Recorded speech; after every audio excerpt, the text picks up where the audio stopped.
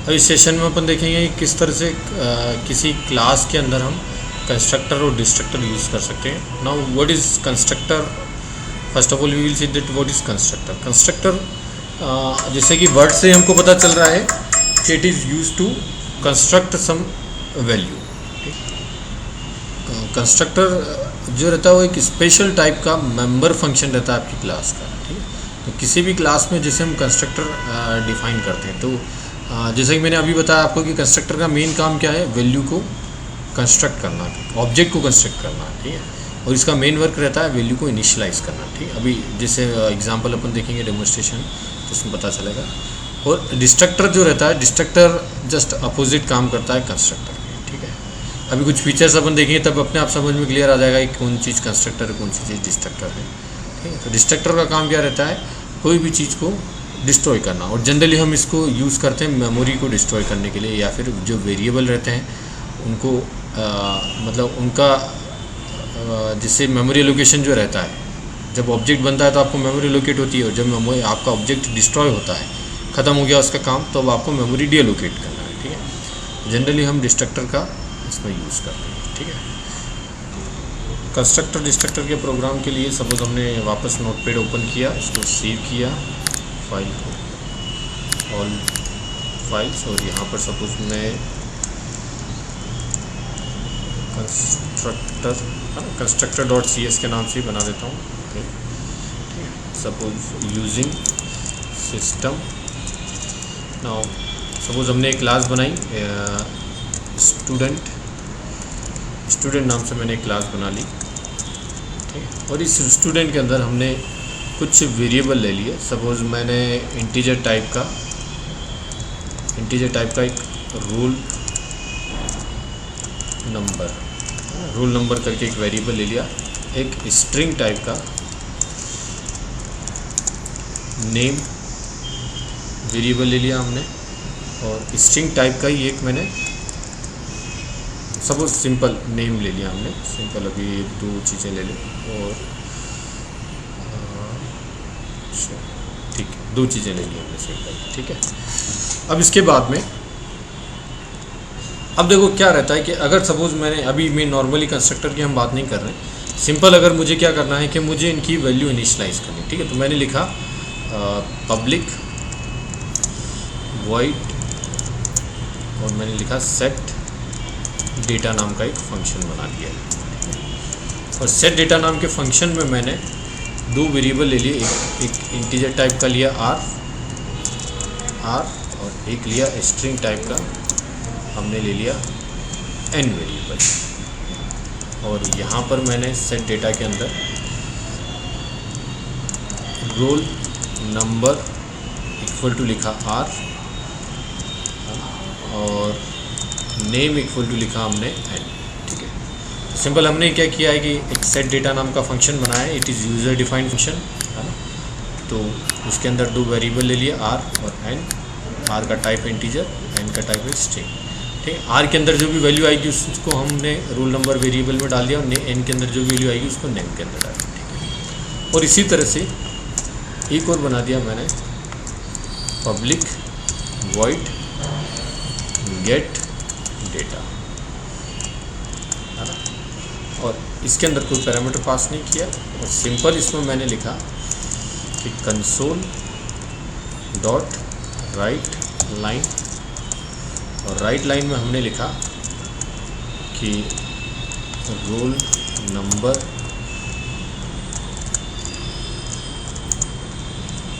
तो यहाँ हमने दे दिया 0।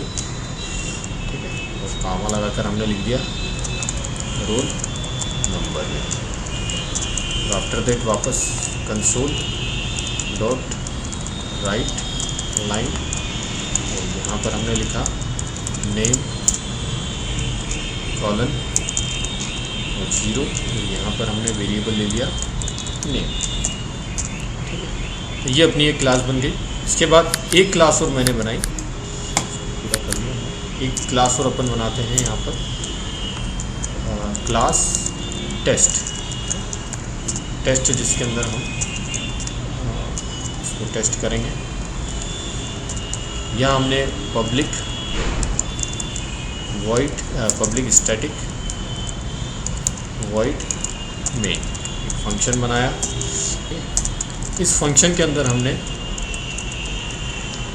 सबसे पहले हमने क्या किया, हम एक स्टूडेंट क्रिएट करना चाहते हैं। तो student is a class, so we have to create a object. So student S1, suppose हमने एक स्टूडेंट क्रिएट किया, इक्वल टू न्यू, है ना, क्योंकि C# के अंदर object creation is dynamic, so we have to use new keyword for creating the object और for declaration object. New student, ये हमने डिक्लेयर कर दिया। और उसके बाद अब सपोज ये स्टूडेंट तो आ गया, अब हमको उसका एक नेम और एक रोल नंबर असाइन करना है, सेट करना है। तो मैंने लिखा S1 डॉट सेट डेटा, है ना, और सेट डेटा में हमने उसका एक रोल नंबर पास किया, सिंपल 10, और सपोज उसको एक नेम दे दिया हमने। अब चूंकि रोल नंबर के लिए R जो वेरिएबल हमने यूज़ किया है पैरामीटर में, ये इंटीजर टाइप का है, तो विदाउट एनी डबल कोट्स हमें डायरेक्ट एक वैल्यू असाइन करनी है। और यहाँ n is string type, so string must be come inside the double quotes. So suppose हमने एक अमित करके स्टूडेंट का नाम दे दिया, ये हो गया, ठीक है। अब ये वैल्यू सेट हो गई, ठीक है। अब हमें जो वैल्यू हमने सेट की उसको हमें देखना है, ठीक है। तो S1 डॉट गेट डेटा, और यहाँ पर बस यहाँ कोई पैरामीटर पास नहीं करना हमको, ठीक है। तो ये हमारा फंक्शन बन गया। इसको सेव करते हैं। सेव करने के बाद जस्ट कंपाइल करेंगे, एग्जीक्यूट करेंगे। तो for compilation we just open the visual studio tools के अंदर कमांड प्रॉम्प्ट के अंदर जिस ड्राइव में हमने इसको सेव कर रखा है, तो हमने इसको ई ड्राइव के अंदर C# प्रोग्राम्स करके एक फ़ोल्डर है, उस फोल्डर में हमने सेव किया है। और इसका नाम क्या है, कंस्ट्रक्टर, तो CSC और कंस्ट्रक्टर डॉट CS। ये कंपाइल हुआ अपना प्रोग्राम। अब मैं इसको एग्जीक्यूट करने जा रहा हूँ। कंस्ट्रक्टर डॉट EXE, तो देखो जैसे ही मैंने कंस्ट्रक्टर डॉट EXE को एग्जीक्यूट किया तो क्या होगा, 10 रोल नंबर आया, 20 और अमित उसका नाम आया। कैसे हुआ, जैसे आपने उसको एग्जीक्यूट किया, मेन फंक्शन कॉल हुआ, एक ऑब्जेक्ट क्रिएट हुआ न्यू कीवर्ड की वजह से, और फिर S1 डॉट सेट डेटा, उसमें 10 उसका रोल नंबर हो, अमित उसका नाम सेट हो गया। उसके बाद में S1 डॉट गेट डेटा, है ना, और वो डेटा आपका वापस आपको रिटर्न मिल गया, ठीक है। लेकिन इन केस ये वाला स्टेटमेंट मैं हटा देता हूँ, मैंने कमेंट कर दिया इसको, ठीक है। अब मैं इसको सेव करता हूँ। अब क्या प्रॉब्लम आएगी, इसको कंपाइल किया मैंने, कंपाइल हो गया। अब जब मैं एग्जीक्यूट करूँगा तो अब देखो 0 और ब्लैंक आ रहा है, ठीक है। तो हमने तो कहीं पर ये कहा ही नहीं कि स्टूडेंट का रोल नंबर 0 आना चाहिए, है ना, और उसका नेम ब्लैंक आना चाहिए, ठीक है। तो देखो प्रॉब्लम क्या है कि अगर मैन्युअली आप ये काम कर रहे हैं, ठीक है, तो अगर सपोज टेस्ट क्लास है, टेस्ट क्लास ने अगर उसको ऑब्जेक्ट तो क्रिएट कर दिया, लेकिन उस ऑब्जेक्ट को कोई इनिशियलाइजेशन करना भूल गया हो, है ना, तो आपको अगली बार जो डेटा मिलेगा उसका, ठीक है, वो कुछ न कुछ इररिलेवेंट डेटा मिलेगा, है ना, जो हमने कहीं असाइन नहीं किया है, फिर हमारे किसी काम का नहीं, ठीक है। तो एक तो ऐसा काम नहीं हो, इसके लिए ठीक है एक कंस्ट्रक्टर आया है, ठीक है। अब कंस्ट्रक्टर किस तरह से काम करता है, ठीक है, अब देखते जाओ कंस्ट्रक्टर को हम बना रहे हैं, ठीक है। तो constructor is a special type of member function, it is a member of class. तो देखो इसको डिक्लेयर करने का तरीका है कि पब्लिक, ठीक है, नो रिटर्न टाइप, कोई भी रिटर्न टाइप नहीं रहता है इसका, ठीक है, क्योंकि कंस्ट्रक्टर का भी कोई वैल्यू रिटर्न नहीं करता है, और उसका नाम हमेशा क्लास के नेम के सिमिलर रहेगा। हमेशा आप कितने भी कंस्ट्रक्टर बनाओ, किसी भी तरह का कंस्ट्रक्टर बनाओ, उसका नाम हमेशा क्लास के नेम के सिमिलर रहेगा, ठीक है। तो now student is A constructor, ठीक है। और कंस्ट्रक्टर के अंदर जनरली हम क्या करते हैं, इसके अंदर कोई वैल्यू इनिशियलाइज करते हैं, लेकिन मैंने देखो क्या कर दिया कि यहाँ लिख दिया कंसोल डॉट राइट लाइन, और यहाँ लिख दिया मैंने वेलकम टू माय प्रोग्राम, ये लिखा, और उसके बाद में मैंने वैल्यू इनिशियलाइज कर दी, है ना। तो इससे ये मैसेज जहाँ पर भी लिखा हुआ आएगा हमको ये भी समझ में आ जाएगा कि हाँ इस जगह कंस्ट्रक्टर रन हुआ। ठीक है, अब वैल्यू इनिशियलाइज कर दी हमने कि रोल नंबर। ठीक है, अब सपोज बाहर से एक्सटर्नली कोई भी यूज़र, मतलब जैसे ये टेस्ट फंक्शन है, टेस्ट क्लास है आपकी, अगर टेस्ट क्लास से किसी यूज़र ने कोई वैल्यू इनिशियलाइज नहीं की और direct gate data function call कर लिया है, तो हम चाहते हैं कि बाय डिफ़ॉल्ट जो रोल नंबर है वो 0 रहे, है ना। आप चाहो तो 0 दे दो, 1 दे दो, जो भी आपको देना हो। और बाय डिफ़ॉल्ट नेम जो है, नेम में बाय डिफ़ॉल्ट क्या आ जाए, सपोज मैंने लिख दिया NA, मतलब नॉट अवेलेबल, इस टाइप से मैंने शॉर्ट किया। तो हम चाहते हैं कि अगर कोई यूज़र कोई असाइन नहीं करता है तो बाय डिफ़ॉल्ट उसका 0 रोल नंबर और NA आए। ठीक है, तो अभी जो प्रॉब्लम आई थी वो प्रॉब्लम नहीं आई। ठीक है, कंपाइल। ठीक है, तो देखो welcome to my program, roll number is this and name is NA, है ना। तो अब हुआ क्या एग्जैक्टली, हुआ ये है कि देखो सीक्वेंस से देखते जाओ। जैसे हमने प्रोग्राम एग्जीक्यूट किया, टेस्ट लिखा हुआ आया, टेस्ट तो क्लास है अपनी, इसके बाद में ये फंक्शन कॉल हुआ आपका, फंक्शन कॉल होते से ये ऑब्जेक्ट बना। ठीक है, अब क्या होता है कि जैसे ही न्यू कीवर्ड आपके ऑब्जेक्ट को क्रिएट करता है ना, वैसे ही क्या होता है, ये कंस्ट्रक्टर ऑटोमेटिकली कॉल हो जाता है। मतलब क्लास के अंदर जो कंस्ट्रक्टर रहता है उसको हमें एक्सप्लिसिटली कॉल करने की ज़रूरत नहीं है। कंस्ट्रक्टर हमेशा ऑटोमेटिकली कॉल होता है। और कब कॉल होता है, जब कभी आपका उस क्लास का ऑब्जेक्ट क्रिएट होगा। ठीक है, अब ऑब्जेक्ट क्रिएट होने से ही आपका कंस्ट्रक्टर कॉल हुआ, तो कंस्ट्रक्टर कॉल होते से ही आपका ये प्रिंट हो गया और उसका रोल नंबर साइन हो गया, उसका NA साइन हो गया। ठीक है, और उसके बाद आपने गेट डेटा फंक्शन कॉल किया, तो गेट डेटा फंक्शन कॉल हुआ। गेट डेटा फंक्शन ने कंसोल डॉट राइट लाइन करके रोल नंबर को प्रिंट किया, है ना, और नेम को प्रिंट कर दिया, और इस तरह से आपको ये आउटपुट मिल गया। ठीक है, तो ये जो स्टेटमेंट आया ये किसकी वजह से आया, वेलकम टू माय प्रोग्राम, ये आया कंस्ट्रक्टर की वजह से। और ये दोनों स्टेटमेंट्स जो हैं ये किसकी वजह से आए हैं, ये गेट डेटा फंक्शन की वजह से, है ना। तो गेट डेटा तो हमने कॉल कर रखा है मैन्युअली, लेकिन कंस्ट्रक्टर को ऑटोमेटिकली कॉल होता है। ठीक है, तो अभी तक हमने कंस्ट्रक्टर से रिलेटेड क्या क्या पॉइंट्स देखे। First, constructor is a special type of member function, जिसका नाम क्लास के नेम के सिमिलर रहता है। ठीक है, दूसरी चीज़ कि constructor is use to initialize the object.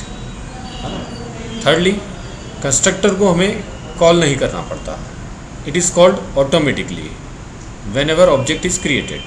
ठीक है, तो ये 3 पॉइंट हमने यहाँ पर देखे। ठीक है, अब देखो इससे आगे और, अब सपोज मैं चाहता हूँ कि जो कंस्ट्रक्टर है, कंस्ट्रक्टर में बाय डिफ़ॉल्ट कोई वैल्यू इनिशियलाइज हो रही है, उसकी बजाय हम खुद वैल्यू इनिशियलाइज करें, जैसे कि सेट डेटा में होता था, है ना। तो देखो मैंने क्या किया कि पब्लिक, और यहाँ लिख दिया स्टूडेंट, और ब्रैकेट में लिखा इंटीजर में रो R दे दिया, और स्ट्रिंग N दे दिया। मतलब एक हमने एक और कंस्ट्रक्टर बनाया है।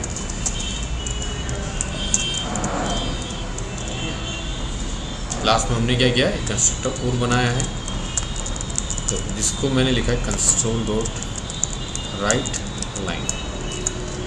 इसमें हम कुछ अलग मैसेज दे देंगे, है ना। मैंने लिख दिया इसको पैरामीटराइज्ड कंस्ट्रक्टर, और इसके बाद मैंने लिखा रोल नंबर, क्योंकि अब की बार हमारे पास रोल नंबर है पैरामीटर में। ठीक है, तो हम 0 नहीं असाइन करेंगे, हम देंगे R, और नेम इक्वल टू N। ये दोनों होंगे। अब की बार एक नया ऑब्जेक्ट बनाते हैं। ये ऑब्जेक्ट तो अपना डिफ़ॉल्ट वाला चल रहा है, ठीक है, लेकिन अब की बार मैं एक नया ऑब्जेक्ट बनाता हूँ, student S2 equal to new, और स्टूडेंट, और यहीं पर साथ में मैंने क्या कर दिया है कि पैरामीटर पास कर दिया।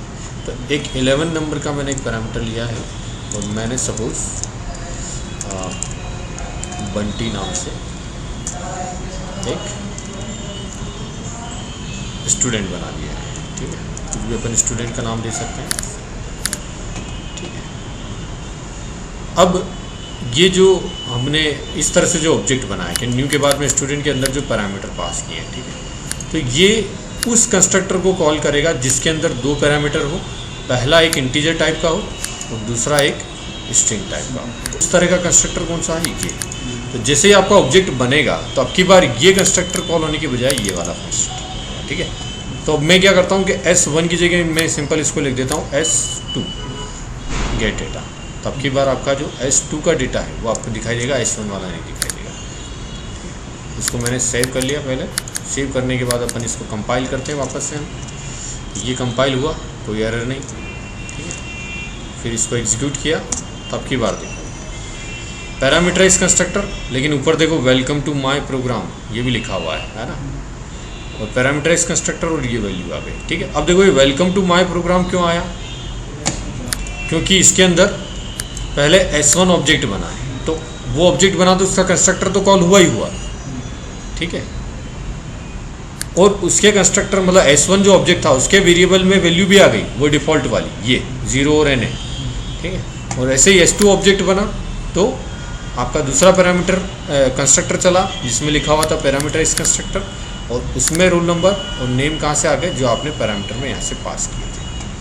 ठीक है, और उन्हीं को हमने S2.getData करके यहाँ पर कॉल कर दिया। तो आपको रिजल्ट में जो S2 है ना 11 और बंटी वाला, ठीक है, वो आपको यहाँ पर दिखाई दे रहा है। क्लियर?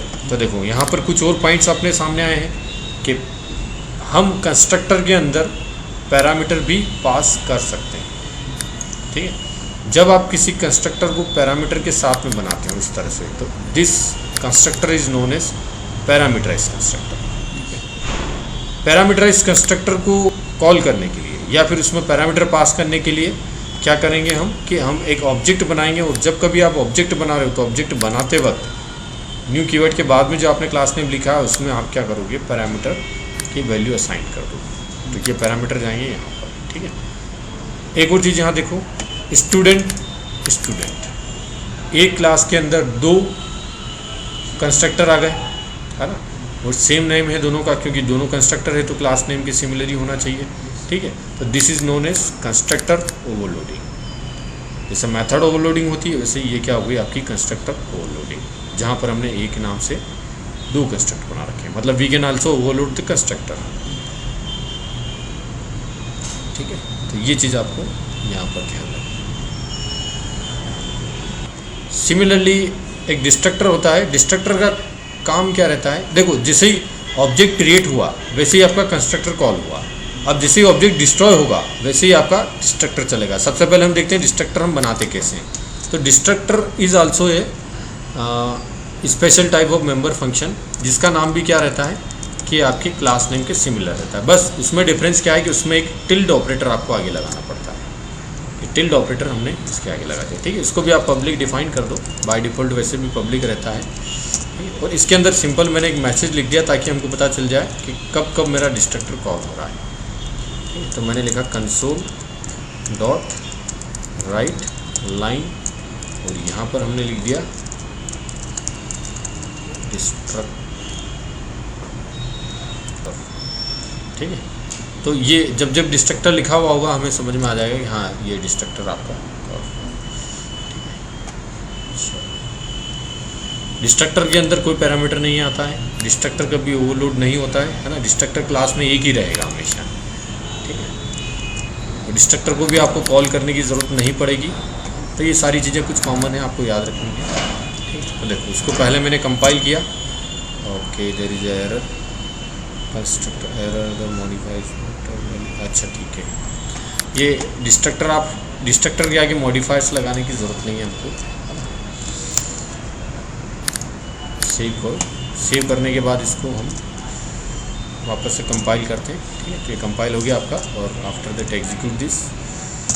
ठीक है, देखो वेलकम टू माय प्रोग्राम, फिर पैरामीटराइज कंस्ट्रक्टर। तो ये वेलकम टू माय प्रोग्राम था कंस्ट्रक्टर में, जो S1 ऑब्जेक्ट जब क्रिएट हुआ था तब होगा। ठीक, यहाँ पर इसमें नीचे ये जगह है ना, ये S1 जब डिक्लेयर हुआ तब ये हुआ कंस्ट्रक्टर, ठीक है। जैसे S2 डिक्लेयर हुआ तो ये आपका पैरामीटराइज कंस्ट्रक्टर चला, फिर आपने गेट डेटा फंक्शन कॉल किया तो उससे ये रोल नंबर और नेम ये दोनों प्रिंट हो गए। और जैसे ही आपका फंक्शन ख़त्म हुआ तो अब अपने पास कितने ऑब्जेक्ट थे, S1 और S2, दो ऑब्जेक्ट डिस्ट्रॉय हुए।